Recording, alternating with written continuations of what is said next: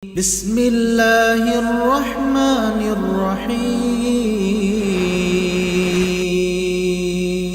أعوذ بالله من الشيطان الرجيم.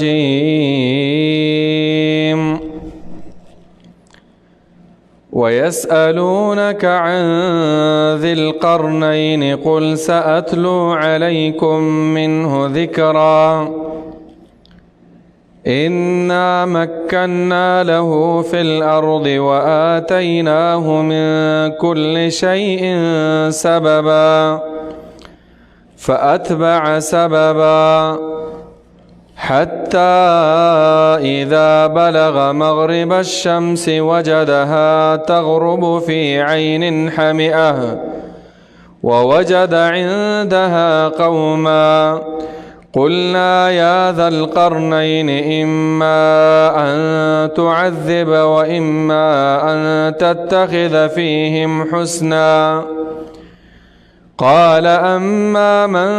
ظلم فسوف نعذبه ثم يرد إلى ربه فيعذبه عذابا نكرا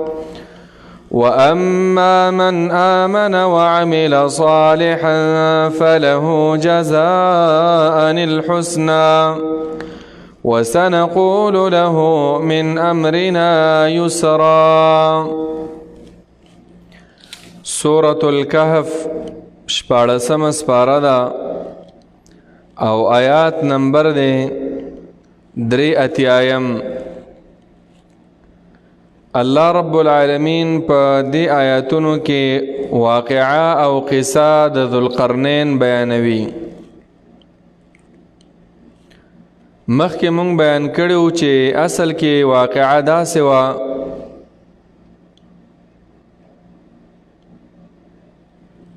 چې اهل کتاب و یهود و نصاراو مشرکانو ته دا خبرې وروښودلې چې تاسو ورشئ د پیغمبر نه تپوس وکئ په باره د ذوالقرنین کې، په باره د اصحاب کهفو کې او په باره د روح کې چې دا څه شی دی. که جوابونه صحیح درکړل دا صحیح پیغمبر دی او که نه نو بیا دا د ځان نه لګیا دی. نو الله رب العالمین سلسلوار د هغې خلکو جوابونه په تفصیل سره بیان کړي دي. په سوره بنی اسرائیل کې یسألونک عن الروح او بیا واقعه د اصحاب کهف بیان شوه او اوس د ذوالقرنین. د ذوالقرنین واقعه هغه داسې وه. ذوالقرنین د ده مشهور نوم سکندر او دا فارسی و، فارسیوان چې ورته وایي. مفسرینو لیکلی چې د ابراهیم علیه السلام سره یو ځای د بیت الله نه طواف کړی او خضر علیه السلام د هغه وزیر و. د دې وجې نه د خضر علیه السلام نه وروسته فورا واقعه د ذوالقرنین بیانیږي. او ذوالقرنین ورته ځکه وایي قرن اصل کې ویل کېږي پیړۍ ته هم او قرن ښکر ته هم وایي. دلته تینا مراد دا دی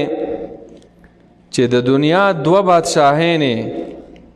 چې رومیان او فارسیان دا د ده د تسلط او د بادشاهت د لاندې و.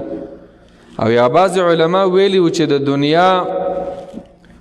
مشرق او مغرب ته دی رسېدلی او د ځمکې. نو الله دی په ټوله دنیا باندې حاکم ګرځولی و. مسلمانانو کې دوه بادشاهان چې په ټوله ځمکه بادشاهت کړی، یو ذوالقرنین او بل چې دی هغه سلیمان علیه السلام. د ذوالقرنین واقعه ځکه مهمه ده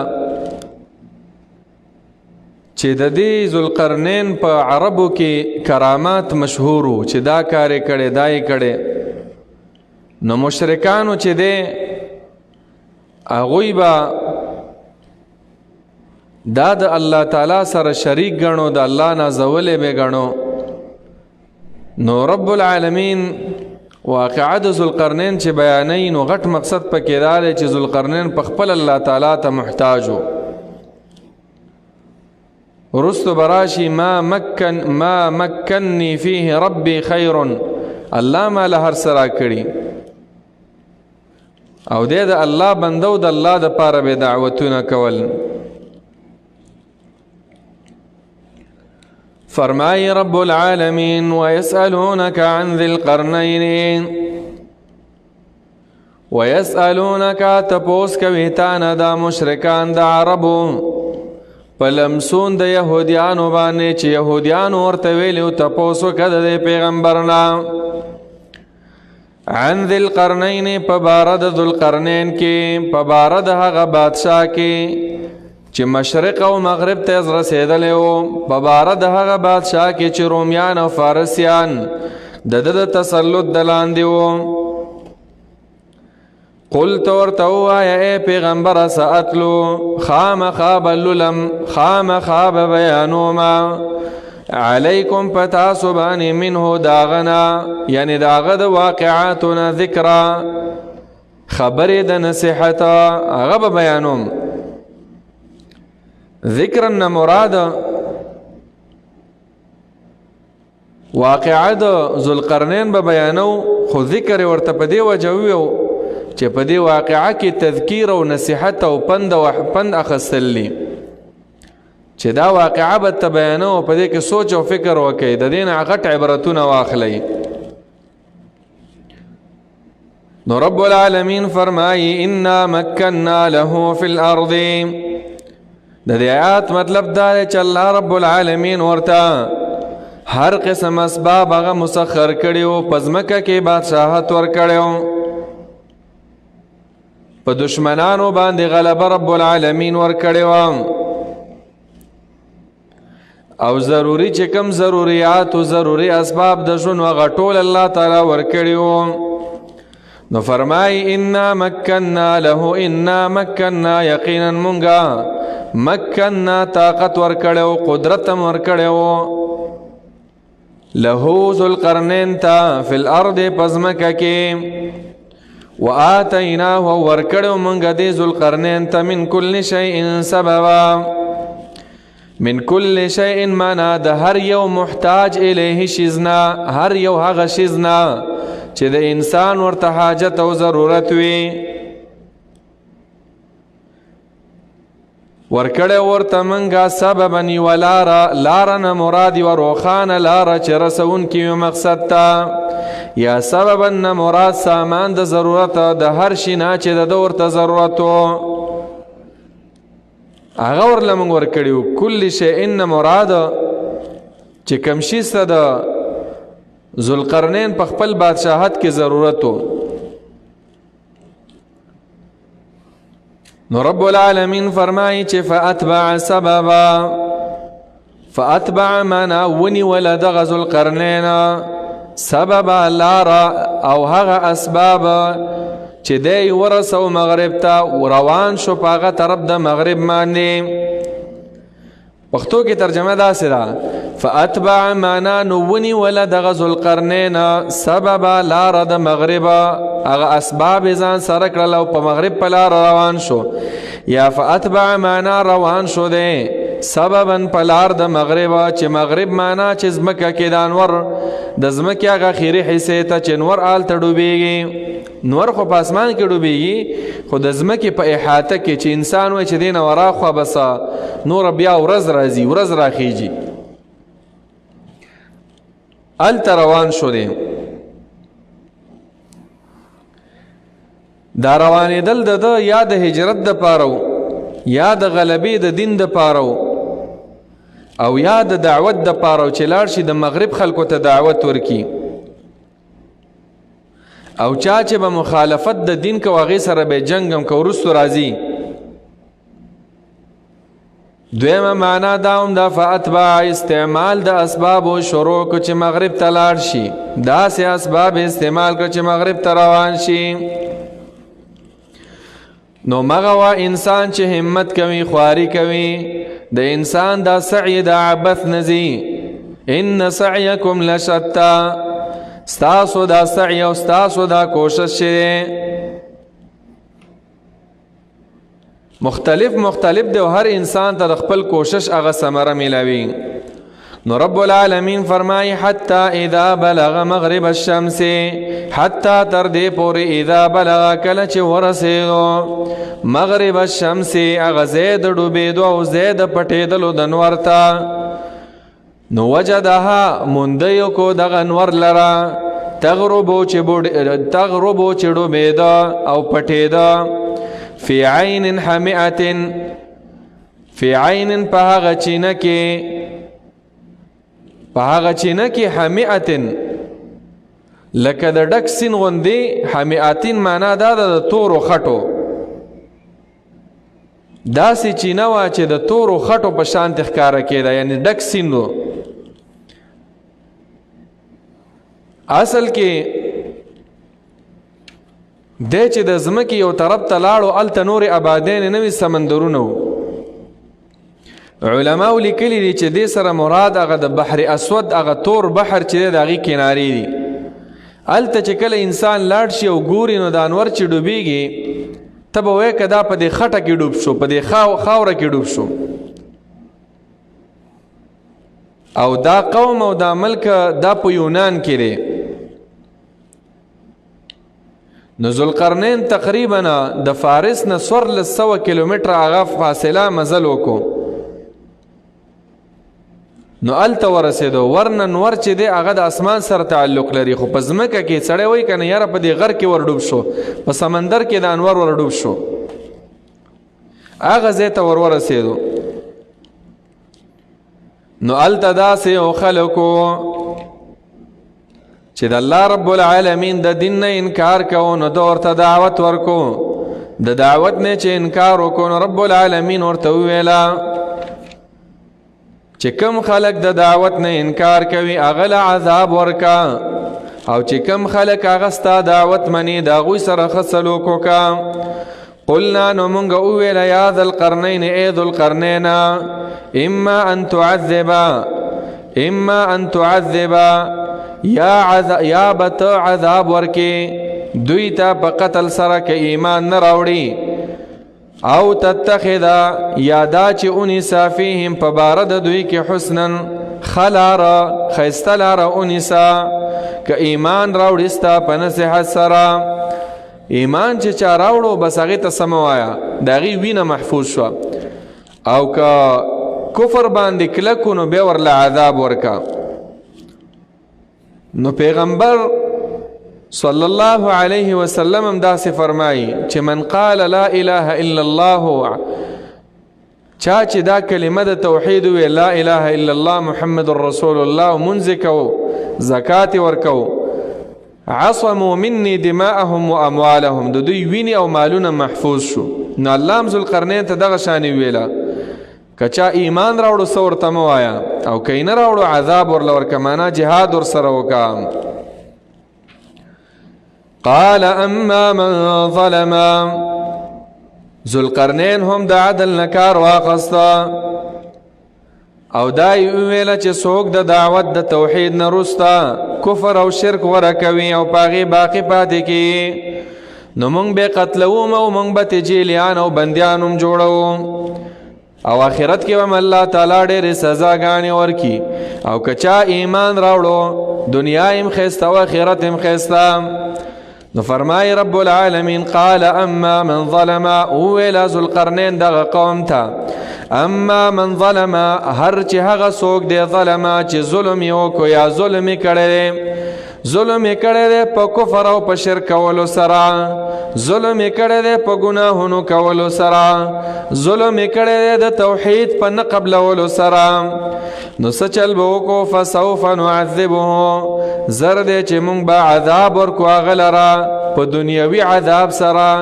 یا به وجنو یا به بندي کو او ټکسونه به ترې اخلو. ثم يرد بیا به بوتللی شي، واپس بکړی شي، پیش بکړی شي، يرد معنا بوتللی شي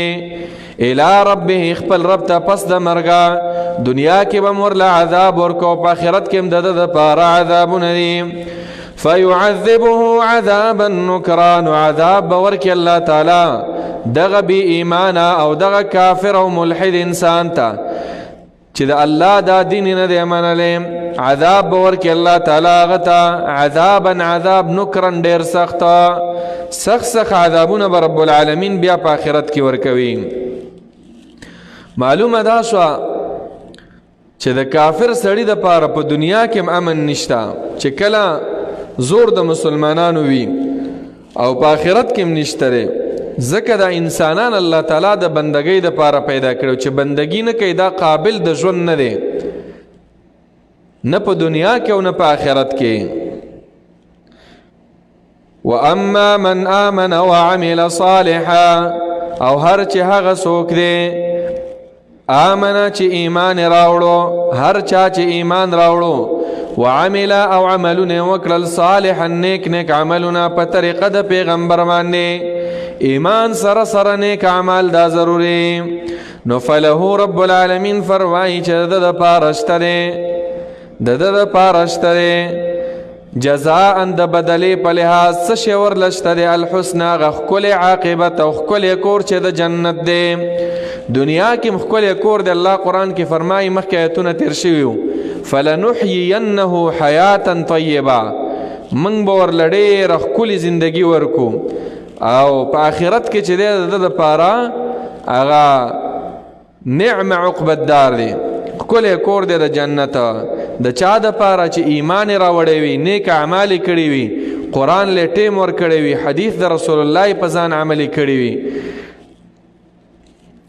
بل رب العالمین فرمایي چا چې ایمان راوړی وي او نیک عمل کوي دنیا کې پابند زندگی تیروي د سترګو حفاظت کوي غلط نظر نه استعمالوي د غوږونو حفاظت کوي د خپل زړه حفاظت کوي د سوچ او د فکر د خېټې حفاظت کوي د خپل خواهشات او د شهواتو د دې ټولو حفاظت کوي نو د دې سړي دپاره په آخرت کې جنت دی. په دنیا کې یو بل زیری دی وسنقول له من امرنا یسرا او وایو به مونږه له دغه انسان ته من امرنا د کار د دین زمونږ نه یسرا آسان یعنی دنیا کې به په ده باندې داسې یو بوج او امتحان نه راولو چې د ده طاقت کې نه وي تکلیف بما لا یطاق به نه وي لا یکلف الله نفسا الا وسعها چې کوم طرف ته ځي بس لارې به ورته اسانېږي. عزیزانو د اکثرو خلکو سوچ او فکر دا وي چې بس پیسه ارڅه کولی شي او مسلمانان خو غریبانان دي نو دا څنګه چللی. جواب دا دی چې دا بالکل غلطه خبره ده. ډیر خلک دی پیسې ورسره دي او بیماران دي ډیر خلک دی پیسې ورسره دي اطمینان د زړه ورسره نشته. اطمینان قلبی دا په ایمان کې دی. د چا زړه کې چې دننه ایمانو د قرآن سره مینه وه د الله سره مینه وه د الله د پیغمبر د طریقو سره مینه وه دې سړي ته به الله تعالی ټولې لارې اسانوي. دنیا کې به یو خوشحاله زندگی به رب العالمین ورکوي.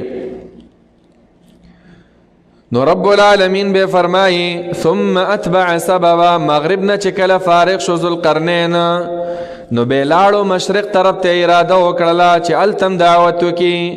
مسلمان داعی الله بوي په هر وخت کې به رب العالمین ته دعوت کوي. دا به نه وایي چې زما چوټیانې دي دا به نه وایي چې اوس بوډا شوی یم اوس به دعوت نه کوم دا به نه وایي چې اوس ځواني ده دعوت به نه کوم نه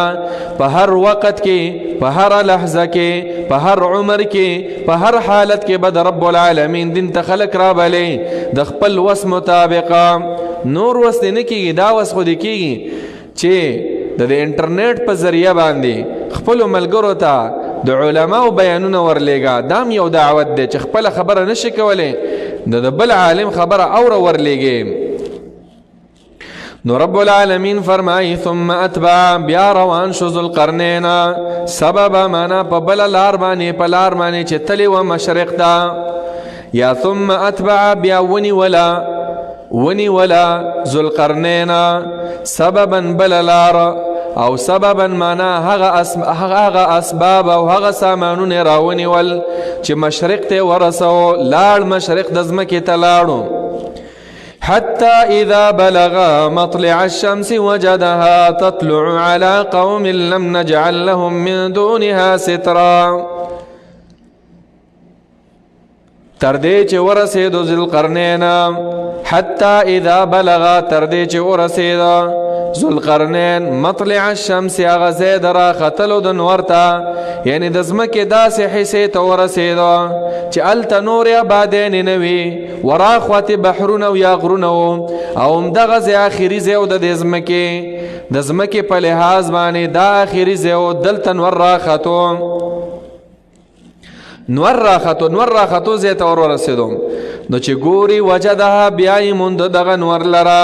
تطلعو چې راخیږي علی قوم په داسې یو قوم باندې، په داسې خلکو باندې لم نجعل لهم چې نو ورکړی مونږه او نو مقرر کړی مونږه دغې خلکو ته من دونها لاندې د دې لمر نه، یا من دونها مخې د دې نور ته سترن څه پرده، یعنی چې نور به راختو نو ډاریک به په دې خلکو باندې لګېدو، د سوري سیسټم نه و، دارنګې ونې بوټي نه وې. اوس هم په دنیا کې په دې افریقا کې داسې ځنګلونه او داسې دغه شته چې خلک به هغوی همداسې اوسېږي، نه یې کپړې وي نه یې د سر سوری وي او بس خپې بلخپې ګرځي. نو د دې دوه مطلب دی د دې آیاته.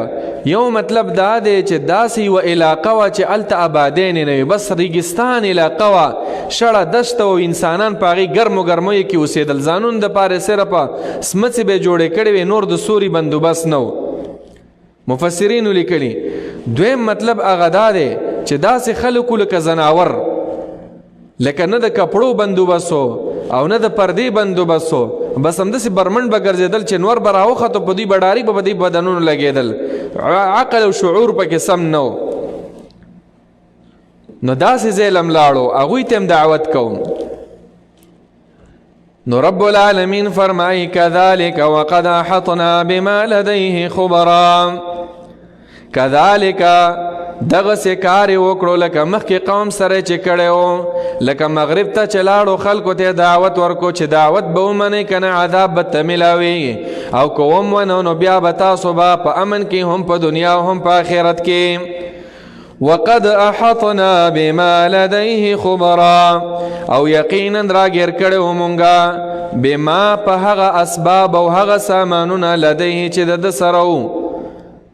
او کوم لخکرې وې د ده سره، ما عام دی، بما هغه اسباب، بما هغه علم، بما هغه لخکرې او فوجونه لدیه چې د دې ذوالقرنین سره و. الله پاک فرمایي چې مونږ راګیر کړی و خبره د علم په لحاظ په خپل علم کې. وګورئ یعنی ذوالقرنین چې کوم هغه رب العالمین نه پټ نه و، الله رب العالمین ورله ورکړی و دا اسباب. مخکې ذکر شو که نه چې انا مکننا له، ذوالقرنین ته بادشاهت مونږ ورکړی و، د ذوالقرنین په ذره ذره ذراتو باندې مونږ خبر و. نو خالق او مالک او د عبادت ذات مغه یو الله تعالی دی چې خبر دی، عالم دی، او مغه ذات دی چې ذوالقرنین ته بادشاهي ورکړې وه. نو ای مشرکانو د ذوالقرنین بندګي مه کوئ، ولو که ولی الله و، ولی الله دی ځان له ولی الله دی. نو د هغې د قبر نه طوافونه مه کوئ، د هغې په نوم باندې نذرانې مه کوئ، دا مه وایئ چې داسې لوی کار یې کړی، دا یې کړی دی، بس د الله مخلوق دی. زمونږ او ستاسو سادهګان خلک په دې اوس وخت کې په دې کلو ته چې لاړ شي و یره جي دا ډېر غټ باباجي و، ولې دا چې ژوندی و دیوال روان کړی و، او دا چې د ژوندی و بس داسې کار یې کړی و، داسې کړي و. نو خلک د هغې د قبر نه یو غټ مزار جوړ کړی و، راځي سجدې کوي او خپل حاجتونه راوړي. دا ټول شرک دی عزیزانو. صرف د خپل رب سره تعلق ساتئ، د رب العالمین نه غواړئ، هغه ذات ډېر بهترین ذات دی. خا چې کله د مشرق نم فارغ شو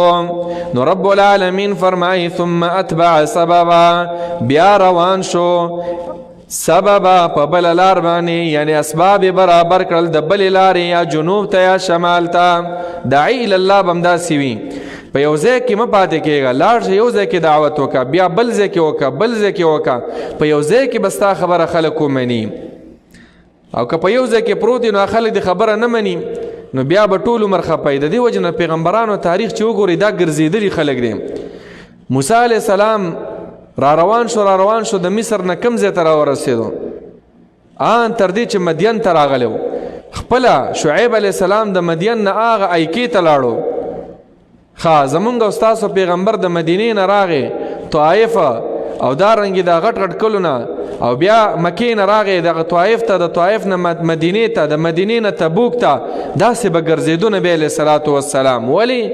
چې که دلته دعوت صحیح ونه چلیږي دلته به وچلیږي، مسلمانانو ته به خیر ورسیږي یو ځای کې. نو دعوت مه پرېږدئ، ځان اصلاح اول ضروري ده او دعوت کول بیا. ثم اتبع سببا، او اشاره ده ذوالقرنین په واقعه کې چې ذوالقرنین ګوره بادشاه و، نو اوسني دور کې چا سره یو 2 لکه 3 لکه روپۍ وي، زما بزنس دی او بس ما سره ټیم نشته. هلکه ستا به څه بزنسي، چېرته یو دکان ګوټی به دي، یو دفتر به دي، په دې کې د خپله ځواني ټوله زړه کړله، دین له ټیم ورکه. ذوالقرنین د ټولې دنیا بادشاه و په دې ځمکه کې، دی له الله پاک بادشاهت ورکړی و، بیا هم د الله دین یې نه پرېښودو. دومره اهتمام د دې دین په کار دی چې په بادشاهت کې به هم د دې دین کار نه پرېږدي. حتى إذا بلغ بين السدين وجد من دونهما قوما لا يكادون يفقهون قولا. حتى إذا بلغ تردی چې ورسېدو ذوالقرنین بین السدین، هغه منځ د 2 غرونو ته، سدین معنا د غرونو سرونو ته، د 2 غرونو منځو. وجدا بیا یې موند ذوالقرنین من دونهما مخې د دغې 2 غرونو ته، دون معنا فرنټ کې، امامهما مخې د دغې 2 غرونو ته، قوما داسې یو قوم لا یکادون قریبه نه وه دغه قوم لره یفقهونه چې پوه شي قولا په هغه خبرو د ذوالقرنین معنی، ځکه ژبه جدا وه، ډېر لرې تللی و که نه، ډېر لرې لاړو او مزل یې وکړو چې هلته وګوري، نو دغه خلک د ده په خبرو نه پوهېدل. اوس ترجمان ته ضرورت دی. د دې وجې نه عزیزانو زمونږ پیغمبر هم دا ویلی دي، ابو داود کې دا روایت دی، من تعلم لغة قوم امن شرهم، پردی ژبې زده کول د دعوت په نیت معنی دا ضروری دی چې ته دعوت ورسې خلکو ته، او چا چې د چا ژبه زده کړه د هغې د شر نه به محفوظ شي. نو ذوالقرنین په ژبه باندې هغوی نه پوهېدل، نو ترجمانان یې راوغوښتل چې د دې خلکو مطالبه څه ده، او اشاره د دې خبرې ته چې ذوالقرنین ګوره عالم الغیب نه و، هر څومره بادشاهت چې خو د خلکو په خبره نه پوهېده، هغه رب دی چې دا په کروڑونو په اربونو ژبې دي په دې دنیا کې، د انسانانو ژبې، د پیریانو ژبې، د حیواناتو ژبې، د مرغانو ژبې، د سمندر کې د میانو ژبې، د دې هر یو شیز ژبه جدا جدا ده او رب العالمین پې پوهېږي، تاسو پې نه پوهېږئ. مخکې تیر شو په سورة الاسراء کې وَإِن مِّن شَيْءٍ إِلَّا يُسَبِّحُ بِحَمْدِهِ وَلَكِن لَا تَفْقَهُونَ تَسْبِيحَهُم، تاسو د هغوی په سبحان الله او د هغوی په ذکر باندې نه پوهېږئ. امام ابن کثیر ویلي ځکه چې لأنکم لا تعرفون لغاتهم، تاسو د هغوی په ژبه نه پوهېږئ. رب العالمین د هر چا په ژبه پوهېږي، ځکه عالم الغیب ذات دی. نو ذوالقرنین په خپله باندې محتاج شو چاته؟ ترجمان ته. نو دا چې محتاج دی نو ولې د الله رب العالمین سره شریکوئ؟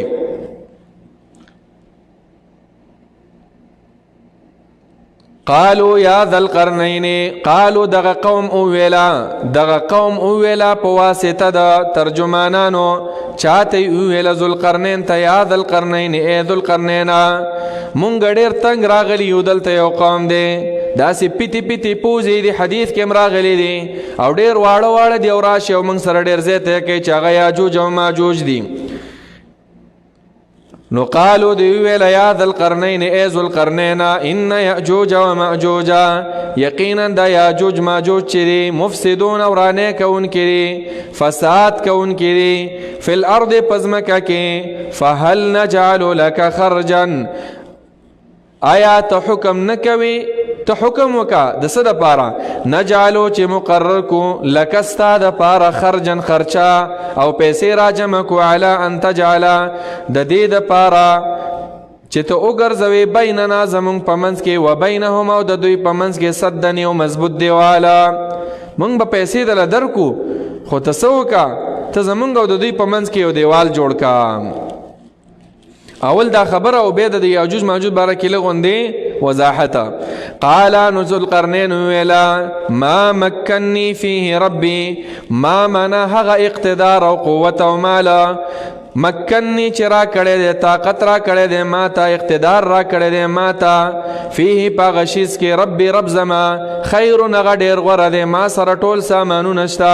ټولې پیسې شته ستاسو روپو ته زما ضرورت نشته خو دومره وکئ فاعینوني مدد وکئ زما بقوت په قوت د نارینه او د ملاتړ سره د سړو سره سړي راولئ مزدوران نشته دی اجعل بینکم زبا جوړ کم ستاسو په منځ کې و بینهم او د دوی په منځ کې ردما معنا یو پیړ او مضبوط دیواله ردم ویل کېږي ډېر پیړ دیواله دا به جوړ کما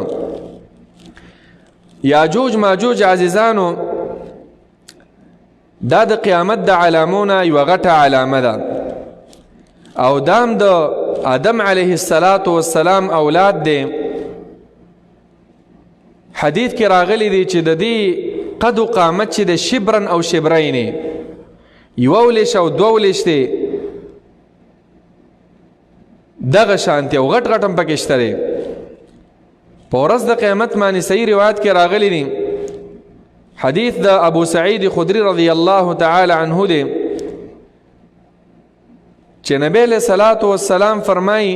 چې الله رب العالمین به په ورځ د قیامت آدم علیہ السلام ته آواز وکړي چې یا آدم هغه به آواز وکړي لبیک ربنا وسعدیک نو رب العالمین به ورته وایي چې ان الله یأمرک ان تخرج من ذریتک بعثا الى النار ورشه د خپلو بچو نه څه بچي دي را وباسه او د جهنم ته ور وغورځوه آدم علیہ السلام وی وما بعث النار دا څوک دي څومره مقدار کې الله رب العالمین به ورته وی چې په هر زرو کسانو کې 999 کسان راخلو د جهنم ته غورځوه ډیر سخت आवाज وی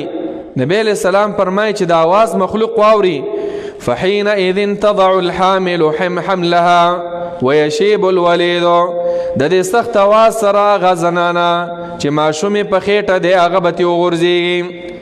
او دارنګې نوجوانان دا به بوډاګان شي وتر الناس سکارا وما هم بسکارا ټول به بېهوشه شي د اواز سره چې په زرو کې 999 کسان ته جهنم ته بوځه په خلکو باندې به ډېره سخته شي حتی تغیرت وجوههم مخونه به ډېر بدل شي نو نبی علیہ الصلوۃ والسلام به ویل چې رب العالمین به وایي چې ستا په اولاد کې هغه 999 کسان چې تر اخلي هغه د یاجوج و ماجوج نه منکم واحد او عام انسانان چې دي د دینه به یو کس وي او 999 کسان به د دوی نه راخلي ځکه دی خلکم د الله دین نه دی منلی لکه څنګه چې دجال دی دویم د الله دین نه دی منلی نو د هغې وجې نه دوی ته د عذاب میلاویږي نو یاجوج ماجوج دا به راځي په زمانه د عیسی علیه السلام کې راښکاره به شي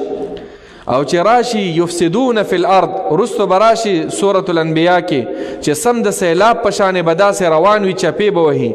نه به په ځمکه کې اوبه پرېږدي نه به بوټی پرېږدي او بس داسې به وي تر دې چې بیا به اسمان ته مخامخ شي چې ځمکه خو م تباه کړه اوس د اسمان والا هغوی سره به ګورو نو په دغه ټیم کې الله رب العالمین به په یو مرض راولیږي او ټول به ایسته مړه شي نو یاجوج ماجوج چې دي دا د قیامت په علامو کې یوه علامه ده او اولاد د چا دی د آدم علیه السلام د انسانانو بعض علماو لیکلي چې دا د نوح علیه السلام په اولاد کې یافس چې و دا د هغه بچي و او بعض علماو دام لیکلي چې دا کله راوځي نو دا به ډیر زیات فساد به شروع کی او ډیر انسانان هغه به وخوري خو بعض علماو لیکلي چې دا د چینایان او مغولیان چې په شکلونو کې دې ته ورته دي عراض الوجوه پلن مخونه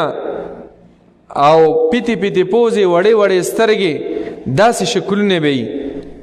دا به مسرزه خو په دغې باندې څه دلیل نشته بس لنډه دا د قیامت په علامو کې یوه علامه ده او دا به د عیسی علیه السلام په دور کې راوځي او زموږ استاسو په ایمان دی اوس دا خلک اوس چیرته دي الله تعالی په یو ځای کې آباد کړي دي او زموږ په ایمان دی ځکه زموږ پیغمبر ویلی دي او قرآن کې د دې ذکر شته دی قرآن کې دلته هم ذکر دی او نور آیاتونو کې هم د دې ذکر شته نور آیاتونو کې لکه په سوره انبیاء کې براشي چې یاجوج ماجوج به داسې روان وي لکه د سیلاب په شکل باندې. او حدیثو کې بیا ډیر ذکر دی. نبی علیہ الصلوۃ والسلام یو ځل حدیث بیانو، مسند احمد کې روایت دی. داسې ناستو استيقظ النبي صلی الله علیه وسلم، د خوب نه راویښ شو، محمر وجهه، مخ تک سور شوی او د ډېر هیبت د وجنه، او دا یې ویله چې لا اله الا الله ویل للعرب، د عربو د پاره تبعی ده، د ټول انسانیت د پاره، من شر قد اقترب، هغه شر را نږدې شو. فتح اليوم من ردم یأجوج و مأجوج، کم دیوال چې ذوالقرنین وهلی د هغې نه په اندازه د نبی علیہ الصلوۃ والسلام وحلق اصبعیه الابهام، داسې ګول کړی جوړه کړه چې دون اندازه کې یو سورنګ او یو سوری د دغه دیوال کې دغ شوی دی، جوړ شوی دی. فتحه کولاو شو. نو دا اشاره ده دې ته چې دا یاجوج ماجوج به راوځي. نو یاجوج ماجوج دا د قیامت په علامو کې و علامه ده، او بیا د عیسی علیه السلام په دور کې. نور تفصیل به د حدیثو په کتابونو کې، خو دلته مختصر هغه داو چې دغه یاجوج ماجوج فساد کو. ذوالقرنین ورته دیوال وهلی دی. نو آتونی زبر الحدید، د خلکو ته ویل تاسو خلک راجمع کوي او زه به درله ردم جوړ کم مضبوط دیواله. ردم هغه دیوال ته ویلی کی چې د یو بل سره پیوست وي، سم د بلاکونو د اوسپنو دیوال به درله جوړ کما. آتونی زبر الحدید، راوړی ماته زبر الحدید، هغه ټوکړې د اوسپنې، ټوکړې چې جوړې شوي لکه د بلاکونو په شکل، د خښتو په شکل باندې. حتی اذا ساوا، تر دې چې برابر یې کړلې. ساوا چې برابر یې کړلې، یا ساوا معنا چې برابر شوي. دا ټوکړې او دا اوسپنې او بلاکونه دا برابر شو. کوم ځای پورې؟ بین الصدفین، په منځ د هغه څوکو د غرونو کې، سرونو د غرونو کې، دا دواړه غرونو په منځ کې دا دیوال داسې برابر یې کور ته د لاندې نه مضبوط دیوالو. قال انفخو، نو بیا یې ویله انفخو، پوکې وکئ. پوکې معنا اور بل کوي چې اوس قلعی نرمه کو. اذا قال انفخو، پوکې ورکئ. حتی اذا جعله، تر دې پورې خی او پوکئ وسه. حتی اذا جعله نارا، تر دې چې هغه دیوال یې وګرځو په شانته د اور، لکه که خیلم کړی دا اوسپنه چې خلک جوړی سمه سره اوسپنه شي، او دې لی پوکې ورکو، سمې ګرمه کړله دا اوسپنه چې ټول ګرم ګرم شو. قال آتونی افرغ علیه قطرا، نو وویله چا؟ ذوالقرنین ویله آتونی راوړی اوس ماته، افرغ چې زه راتوی کما، علیه په دې دیوال باندې قطرا، تانبه ویلې کړی شوي، قلعی ویلې کړی شوي، چې اوس پکې هغه قلعی وراچومه چې اوس بالکل د یو بل سره اونخلي. زمونږ او ستاسو په اصطلاح لکه ویړ شي بالکله. دا ټول دیوال جوړ کوم. د اوسپنو بلاکونه جوړ کړل، هغه د یو د بل د پاسه کې ښودله، حتی چې د غرونو د سرونو سره دا دیوال برابر شو. چې برابر شو، تانبه یې ولې کړله، او دا اوسپنه په اور سره خسره کړله، ویلې یې کړله. تانبه یې د دې دیوال په هغه درزونو کې او په هغه چاونو او په هغه لارو کې هغه ورکړله. نو هر دیوال چې به لږ سوړ شو، مضبوط شو، نو ډېر مضبوط وګرځېدو او کلک دیوال ته نه جوړ شو. بعض علماء لیکلي چې موږ دا لیدلی، لکه ابن جریر رحمه الله، یو وخت پورې دا دیوال به وکیدی شي او اوس به مې، او اوسم زمونږ او ستاسو ایمان دا دی چې اوسم دا دیوال شته، خو دا امکانیات ځکه و چې چا لکه خاص داسې لیدلی نه دی. نو نور تفصیل په هغې کې نشته. رب العالمین پټ ساتلی دی او یکدم به راښکاره کېږي. او د دې لنډ مثال چې دی که نه، د امریکا ده. علماو لیکلي دي چې تقریبا څه د پاسه یو 200 کاله کېږي چې د امریکا دا جزیره نه وه، یکدم ایستوچه جزیره پیدا شوه. دا د سایبیریا او دغه ملکونو کې دا یخ کنګلونه دي، دا چې سره جدا شي ایستوچه ترې جوړه شي. نو دغه شان دوی هم راپورته کېږي. لکه دلیل په یو بل واورئ، دجال هم یو انسان دی. او تمیم داری په روایت کې راغلی چې ما ولیدو په سترګو باندې، راغی نبی علیه السلام ته واقعا بیان کړله، خو الله پټ ساتلی، په زنځیرونو کې تړلی دی. هغه واقعی چې بیان کړله چې په زنځیر کې تړلی شوی او ډېر ببرم، او هغه ټولې نښې د دجال هغه پکې وي، او د سمندر په منځ کې و. نو رب العالمین ته اسانه را ټول کارونه داسې دوی هم ساتلي. او د دې قرآن کې ډېر مثالونه شته، لکه عیسی علیه السلام چې بره خېجولی دی. دا مخکې واقعه بیان شو، اصحاب کهف چې کوم 300 څه د پاسه 309 کاله دا یې اوده ساتلي وو. نو رب العالمین داسې دا مخلوق هم پټ ساتلی دی او یکدم به راوځي. نو داسې مضبوط دیوال یې جوړ کړو ذوالقرنین. نو بیا څه چلو شو؟ فمستطاعوا ان يظهروا، فمستطاعوا پس دوی وس نه لري، طاقت نه لري، ان يظهروه ان د دې خبرې چې راوخیږي په دې دیوال باندې، چې راوخیږي په دې دیوال باندې. وما استطاعوا او طاقت نه لري له دغه دیوال لره نقبا د سوري کولو. که سوری شو دا دیوال او دوی پې راووتل دا به د قیامت علامه وي. قال هذا رحمة من ربي. وګورئ د مسلمان سړی او د کافر سړی فرقه هم په دې صورت کې هغه سړی چې الله ورله مالونه ورکړي وو، مالونه یې ورله ورکړي وو او باغ یې ګرځولی وو، باغونه یې ورله ورکړي چې خپل باغ ته ورننوتو. ودخل جنته وهو ظالم لنفسه. هغه څه ویله قال ما اظن ان تبید هذه ابدا. زما خدا خیال کې نه راځي چې زما دا باغونه به هلاک شي. دا د کافر سړي، د مشرک سړي، د بې ایمانه سړي خبرې وي. داسې مضبوط آبادیانې به وکړو چې څوک یې نشي خرابولی. مسلمان سړي څومره مضبوط آبادي وکړه، الله ورته طریقې ښودلې وي. او بیا یې ویل هذا رحمتون، دا دیوال جوړول او پوره کول د دې دیوال ډېر غټ دیوال و. رحمتون دا خاص رحمت دی من ربي زما د رب د طرفه. فاذا جاء وعد ربي پس هر کله چې راشي وعده د رب زما چې دا به یو وخته پورې بیا به ختمیږي، نو جعله او به ګرځوي دغه دیوال لره دکاء زرې زرې اوار د ځمکې سره. دکاء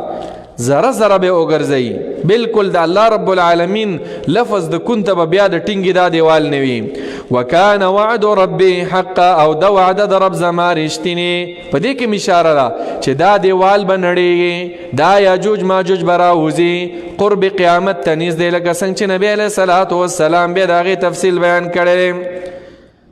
سورة الانبیاء کې بیا فرمایي حتی اذا فتحت یأجوج ومأجوج وهم من كل حدب ينسلون واقترب الوعد الحق. نو وعدد رب العالمین حق ده. وتركنا بعضهم يومئذ يموج في بعض.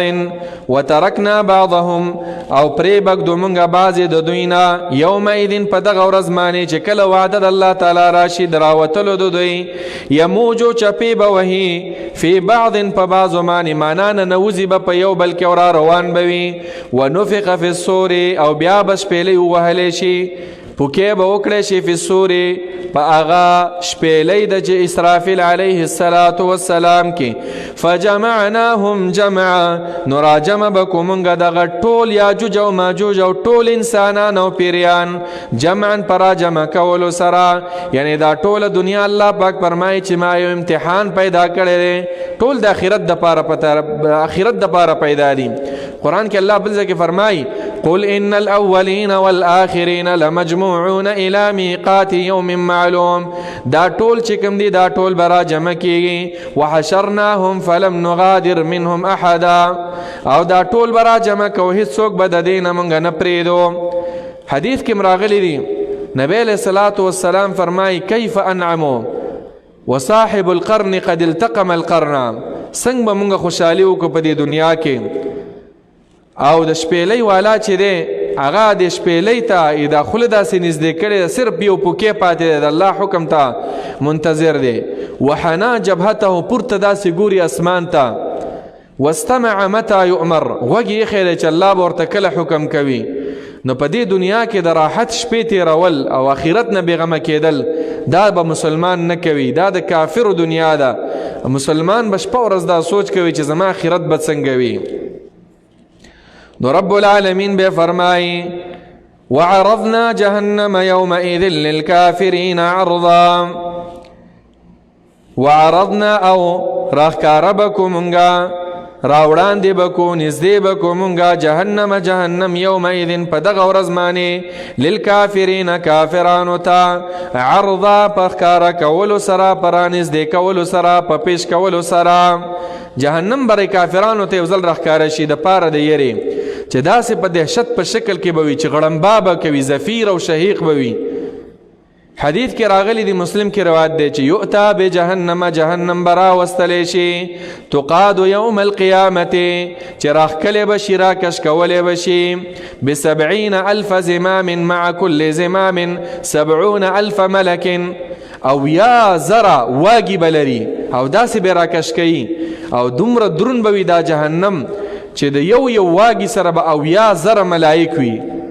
او ملائک ول الله څومره قوت ورکړی، دا دومره قوي مخلوق الله تعالی پیدا کړی، دا به را روان وي او دی جهنمینو خواله به راځي، الله به ورته ښیي. للکافرین، کافرانو ته عرضا په ښکاره کولو سره. کم کافرانه؟ سبب د عذاب چې دوی تا د جهنم عذاب ورکولی کېږي هغه په دې آیات کې ذکر دی. وجه دا ده چې دوی د الله د کتاب له ټیم نه ورکو، د الله په آیتونو کې د الله په قدرتونو کې سوچ نه کو، قرآن او حدیث له ټیم نه ورکو، شپه او ورځ بس په ګناهونو کې، په مجلسونو کې، په گپ شپ او په خنداګانو. دا د لیلة القدر شپې خلک دا کوشش کوي چې عبادت وکړي الله رب العالمین رضا کې، خو بعضې دا زړونه چې د چا سخت وي د لیلة القدر شپو کې نور ملګري داسې مشغولۍ سم ته په ایکسپرټ وي په دې کې، ته به که پی ایچ ډي کړې ده چې دا وخت څنګه خراب کړو، یو او بل او راځي دا کار به وکړو، چکرې به وو، دا به وکړو. حالانکې دا د لیلة القدر شپې هم په دې قرآن باندې تېرول پکار دي، په دې شپو کې قرآن نازل شوی، عبادت کول پکار دي، دعا کول پکار دي، تراویح کول پکار دي، قیام کول پکار دي. او د ټولو نه لوی عمل عزیزانو امدا دی چې قرآن سره تعلق، ځکه دا علم دی، علم ته یو عبادت هم نه رسیږي. 1 غنټه دی په دې کې ولګي، 15 منټه دی ولګي، 10 منټه خوشاله اوسېږه چې رب العالمین را له توفیق راکو. دا نه وایو چې صرف زمونږ درس نه، عموما د قرآن درسونه اوریدل. الذين كانت اعينهم في غطاء عن ذكري، دا کافران هغه کسانو، كانت اعينهم چوي سترګې د دوی، هغه سترګونه مراد د زړونو سترګې د دوی، فی غطاء په پرده کې وو، دین ورته نه ښکاره کېدو، په زړونو باندې مهر لګولی او خخ لګولی شوی، ختم الله علی قلوبهم، په زړونو کې سوچ او فکر نه. عن ذکری د ذکر زمانه، ذکر نه مراد قرآن. زما دومره ښکلی کتاب شته او خلک په ناول او په خلک په قصو باندې مشغوله کوي، خلک په بېځایه ویډیوګانو او په دارنګې په ګیمونو باندې خپل هغه وخت خرابوي. وکانو لا یستطیعون سمعا، او دوی چې وو په دنیا کې لا یستطیعون وس نه لرو سمعا د اورېدلو د قرآن. لا یستطیعون معنا ځکه ویله چې بوج به ورباندې چې مړه قرآن مړه همیشه یو خو د مولیان دومره ډېر شوي دي. عزیزانو دا صفت د کافرانو دی چې قرآن له ټیم نه ورکوي. دلته د آیات کې سیاق و سباق نه معلومیږي دا چې دا د کافرو صفت دی، خو افسوس نن سبا مسلمانان هم دې حد ته رسېدلي، په زړونو باندې پټۍ لګېدلې دي، قرآن له ټیم نه ورکوي او نه ورسره سوچ تلی. د دې وجې نه مسلمان به د کافر صفت په ځان کې نه پیدا کوي، کنی عذاب به همغه شانې ورته بیا میلاویږي. نو رب العالمین فرمایي چې په دنیا کې ورباندې بوج و قرآن اورېدل، نو دا آیات زیری دی د هغه خلکو دپاره چې قرآن اورېدل په هغه باندې بوج نه وي، قرآن اورېدل ورله خوند ورکوي، د قرآن تلاوت ورله خوند ورکوي، د قرآن پویه ورله خوند ورکوي، په قرآن باندې عمل کول ورله خوند ورکوي. افحسب الذین کفروا ان یتخذوا عبادی من دونی اولیاء. په دې آیات کې الله رب العالمین رد کوي په هغه خلکو باندې چې د الله نه علاوه معبودان ګرځولي دي، که نیکان خلک یو که بدان وي، خو چې را مدد شه ورته وي او سجدې ورته کوي، الله په هغوی رد کوي. افحسب الذین، آیا ګمان کوي هغه کسان کفرو چې کافران دي، کافران شوي دي، ان یتخذوا چې وبنیسي دوی عبادي بندگان زما، خاص بندگان زما، نیکان بندگان هم کله خلک د الله سره شریکان جوړوي، لکه بعضې خلک پیغمبر د الله سره شریک کړی، یا رسول الله مدد. عیسی علیه السلام د الله سره شریک کړی لکه نصارا، او عزیر علیه السلام شریک کړی الله سره. په دې زمانه کې نیکان خلک چې مړه شي بس د هغوی د قبرونو نه زیارتونه جوړ کړي او بس ورځي او هلته طوافونه کوي. نو الله وایي زما د بندګانو نه تاسو او دغه جوړ کړي دي، معبودان هم جوړ کړي دي، مددګاران هم جوړ کړي دي، نو دا کفر دی، دا شرک دی، داسې مه کوئ. افحسب الذين آیا ګمان کوي هغه کسان کفرو چې کافران دي ایتخذو چې ونیسي دوی عبادي بندگان زما بندگان بنیسی من دونی سوا زمانا اولیاء مددگاران زمانا علاوه ورتوی چې را مدد شا دے بنده زما دے رسول الله بنده زما دے او دا ورته आवाज کوي چې یا رسول الله المدد حسن حسین بندگان زما دے او دا ورته چغي وای چې یا حسن او یا حسین علی بنده زما دے او دا ورته आवाज کوي چې یا علی عیسی بنده زما دے او دا ورته आवाज کوي چې یا عیسی عبد القادر الجیلانی بنده زما دے او دا ورته وای چې اے لوی سبحان را مدد شي نو الله وای چې دا خو کفر دی کافرانو کار دی په دې باندې مشرک کیږي او دا به د تاسو سره څه خو کی دا تعالی نجات درکولی شي مصیبت نه لري کولی شي نه بالکل نه نشي الله رب العالمین فرمای د داسې کافرانو د پاره ما ډېر ښکلې مېلمستیا برابره کړې ده چې جهنم دی انا اعتدنا یقینا مونږه برابر کړی دی جهنم للکافرین د داسې کافرانو د پاره چې د الله سره شریکان جوړی نزلا په مېلمستیا کې په گفت او په تحفه کې او په مېلمستوب کې به ورله مونږ جهنم ورکو دا د دوی هغه ادنا سزا په جهنم کې درکات دي طبقات دي ادوار دي سټیج بای سټیج عذابونه دي وقتا فوقتا الله رب العالمین دې مونږ او تاسو ټول د شرک نه وساتي د الله دا شرک ډېر بدی شي قرآن چې ګوري ټول په شرک باندې رد دی چې ګوري ټول توحید طرف ته دعوت دی او رب العالمین دې په ورځ د قیامت مونږ او تاسو ټول مسلمانان او زمونږ پلرونه او میندې رونه خویندې د جهنم د عذاب نه بالکل بچو ساتي رب العالمین او الله دې مونږ او تاسو بے حساب بے عذاب جنت تبوزیم رب العالمین مزیدا فرمائی قل هل ننبئکم بالاخسرین اعمالا اللہ تعالی اس فرمائی پا دی آیات کی چې داسې خلک درته نه ښیمه چې تاوانیان دي او ځان ته وایي چې موږ ډېره فایده وکړه ګټه مو وکړه یاره جي ډېر څه مو ګټل او حقیقت کې ډېر تاوانونه یې وکړه هغه څوک دي ځان ته وایي چې ما ګټه کړې او دی تاواني دی الله یې بیانوي قول ورته ووایه پیغمبره هل ننبئکم آیا خبر درکو موږ تاسو ته بالاخسرین په هغه خلکو باندې چې تاوانیان دي په باره د هغه تاوانیانو کې اعمالا د عمل په لحاظ د تاوانی عمل والا خبر درکو چې تاوان چا کړی دی الله وی هغه خلق دی الذین ضل سعیهم هغه کسان دی ضل سعیهم چې برباد شوی دا سعیهم عمل د دوی کوشش یې کړی دی خو برباد دی فضل پښتو کې متل دی وی هندوستړی والله ناراضه ځانونه یې ستړي کړي دي ضل معنا برباد شوی دی سعیهم هغه عمل د دوی فی الحیات الدنیا په ژوند دنیوي کې خود تعجب خبره ده د وهم یحسبون دوی ګمان کوي انهم دوی چې دی یحسنون خیسته کوي صنع عمل لرا خکوي صنع منا عمل او کار لرا دا د کافرو د مشرکانو د ګناهګارانو د بدعتیانو د ټولو سره لګي کافر چې کم کار کوي خپل کار ته ښه وای او الله پاک فرمایي چې د دوی اجر ټول برباد شوی دی ځکه ایمان یې نه دی راوړی بدعتي چې بدعت کوي په دین کې نوی کار پیدا کوي او هغه ته خلک رابلي نو هغه دا خیال دی مناظرې پې کوي چې یاره زه په حقه یم او الله پاک فرمایي چې عمل برباد دی ګناهګار چې ګناه کوي ظالم چې ظلم کوي قاتل چې قتل کوي دی خو غلط کار کوي د الله په وړاندې د چا وینه تویول دا ډیره عظیمه او ډیره شنیعه او ډیره قبیحه او ګنده ګناه ده خو دی وایي چې بس ما خو ډیره توره وکړله مسلمان وینه مې توی کړه لاړم بس جنت مې وګټو الله وایي چې را بشي او خبر بشي بیا په آخرت کې هم او په دنیا کې به هم نو دا ټول د ګمراهانو هغه نښه ده نو رب العالمین فرمایي اولئک الذین داغه کسان دي کفروا بآیات ربهم چې کفر یې کړی دی په آیاتونو د رب خپل باندې ولقائه او د الله په ملاقات باندې نو ځکه د الله سره شریکان جوړی نو ځکه په الله باندې ایمان نه راوړي د الله د ملاقات هغه امید یې نشته نو ځکه بدعات کوي ځکه ظلمونه کوي ځکه مسلمانان وجني ځکه په آخرت باندې ایمان نشته الله فرمایي نو فحبطت اعمالهم نو برباد شو او برباد دی عملونه د دوی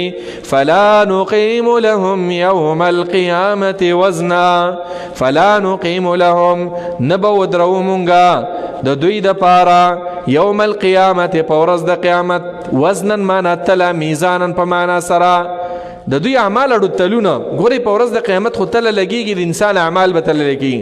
خو د بعض کافرانو اعمال باړو تل لګيږي نو وجه دا ده چې نیکیانی نشته د خلکو ټول برباد دي کنه ضل سعيهم في الحياه الدنيا حسنات نشته د فائدې کار نشته نو ټول ګناه بس سره وتلي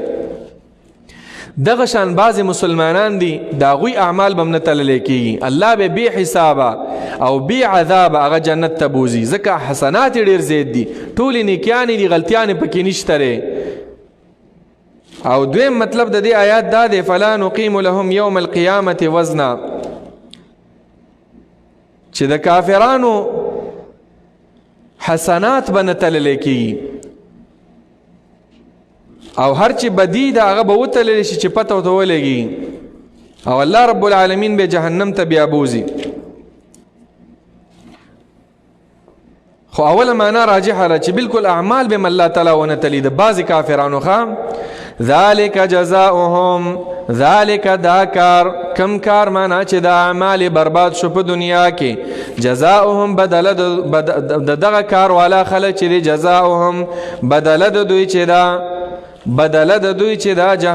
جهنم دی بما کفروا په سبب د هغه چې دوی کفر کړي واتخذوا آیاتی ورسلی هزوا کفرونه کړي دي واتخذوا آیاتی او نیولیو آیاتونه زما په دنیا کې ورسلی او زما پیغمبران یا د پیغمبرانو وارثان هزوان په مسخرو او په ټوکو سره دنیا کې به د قرآن خبرو پسې د حدیثو د رسول الله پسې مسخري او ټوکې به کولې چې دا خود دو پتر کے زمانے کے لوگ ہیں دا بے ویلا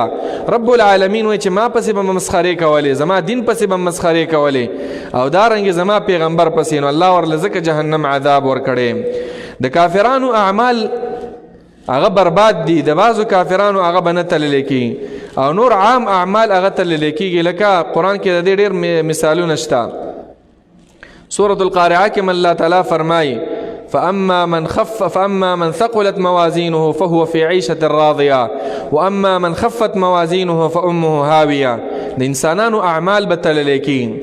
انسانانو اعمال بتللیکی دا انسان بم کله کله تللیکی حدیث کې راځي په ورځ د قیامت به وسړی راورسلی شي ډېر پیړ به وي سمین وهو عند الله كجناح بعوضة معمولی پاور بم پکې نه وي زور و بکی نبی علیہ السلام یو ځل صحابه کرام عبدالله بن مسعود ولیدو رضی الله عنه چې هغه د مسواک هغه لرګی را کټکو دغه نه د ونې نه صحابه کرامو چې ولیده داسې لږ غوندې مسکي شو چې څومره نری پونډۍ دي نبی علیہ السلام ویل لهما اثقل فی المیزان دا به په تله د نیکو اعمالو کې ډېرې درنې وي نو کله کله انسان هم تللی کېږي ځکه د قیامت مراحل جدا دي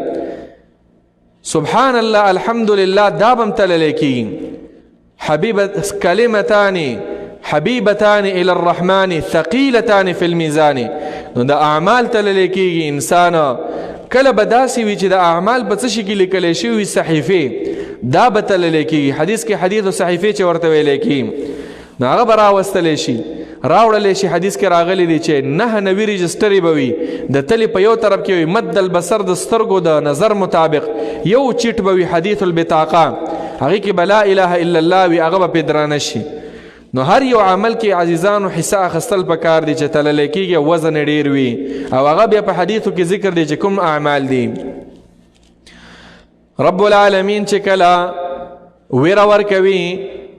هغه کافرو بندگانو ته او نافرمانو بندگانو ته چې ستاسو دپاره جهنم دی نو د الله قانون دا دی چې زیری ورکوي چې نیکان خلک هغوی دپاره جنتونه دي فرمایي ان الذین یقینا هغه کسان آمنو چې ایمان یې راوړی دی وعملوا الصالحات او عملونه کوي نیکه په طریقه د پیغمبر باندې کانت لهم جنات الفردوس نزلا وی به د دوی دپاره جنات الفردوس جنتونه د فردوس نزولا په ملمستیا کې جنات الفردوس دا هغه اعلی جنت دی حدیث کې راغلی دی چې اذا سألتم الله الجنة فاسألوه الفردوس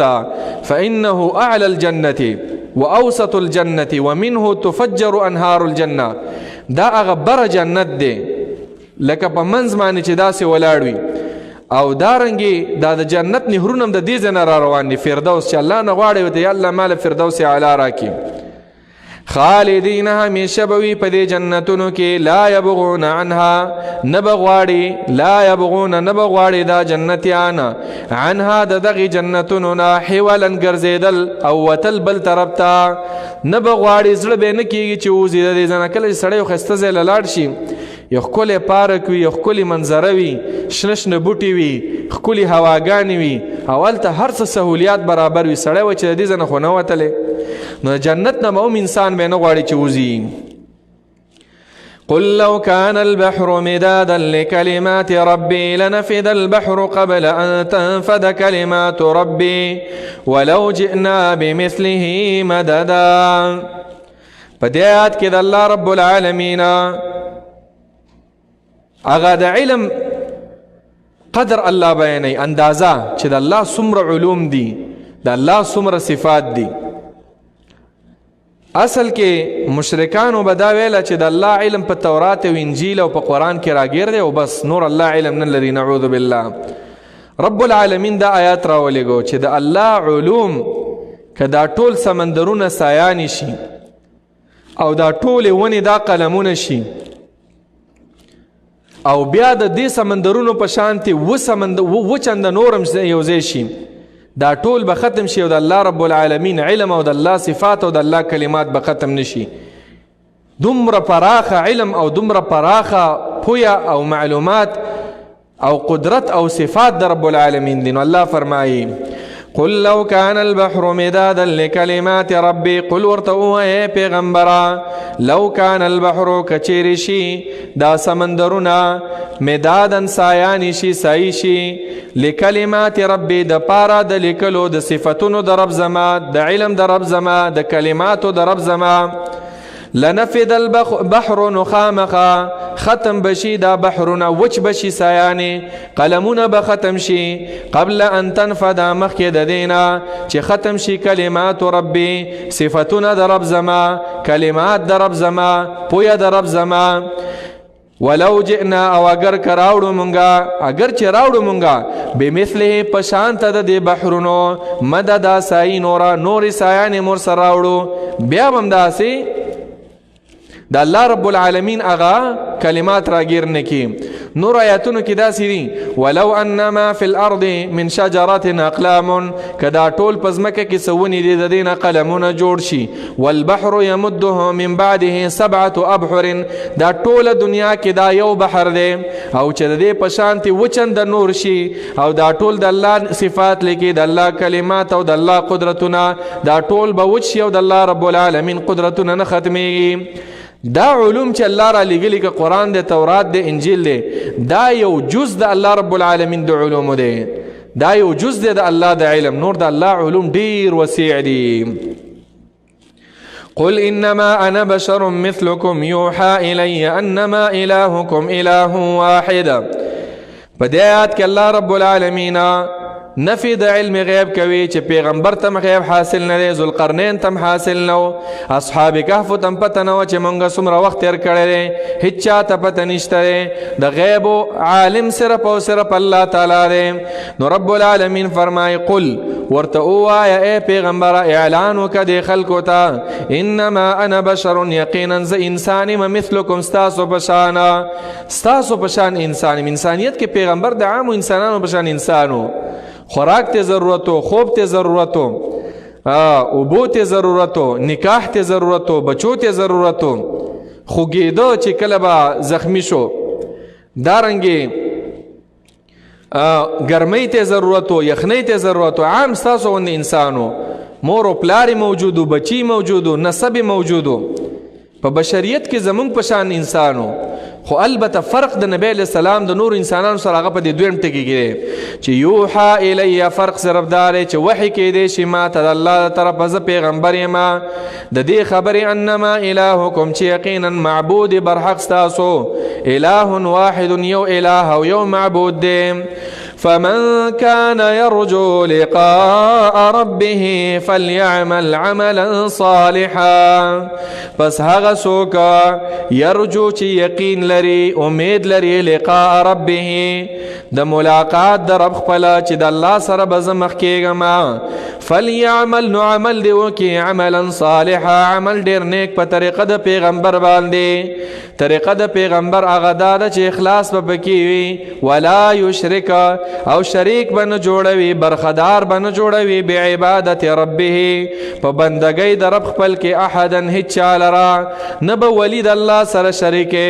نه به فقیر او نه به پیر او نه به پیغمبر د الله سره شریک او نه به ملائک. صرف او صرف په یو ذات باندې بروسه کوه او هغه ذات ته سجده کوه، د هغه ذات نه غواړه، خپل ضرورت راوړه الله ته پیش کوه. نو رب العالمین ډیر بهترین